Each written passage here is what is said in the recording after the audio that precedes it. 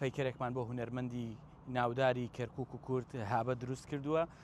ئیمڕۆ سعات 6:30 ئێوارەوە بڕیارە لەلایەن بەڕێزیانەوە و پارێزگاری کەرکووکەوە پەردە لەسەر ئەم پیکەرە لا بدرێ. لە هەمان کاتا ئێوارەیەک بۆ 24 ساڵیادی کۆچی هونەرمەند ساز دەکەین بە ئامادەبوونی هونەرمەندان مامۆستا ناسری ڕەزازی، یونس توتنچی و شاهینی کوڕی هابەی ڕەحمەتی. هەر کەسێک لە کەرکووکە شایانی ئەوە بێ پیکەری بۆ دروست کرێ لەم شارە بە زندویەتی بهێڵێتەوە. ئێمە بە پێی توانە پیکەرمان بۆ کردو و یادەکانیمانمان زیندوو ڕاگرتووە. ئەوەی هەتا ئێستا کردومانە پیکەرێکمان بۆ پاشای مەقامات مامۆستا عەلی مەردان، مامۆستا حەمەد ڕەوف کەرکووچی، ئەوەی ئێستا بۆ هابە دروستمان کردووە.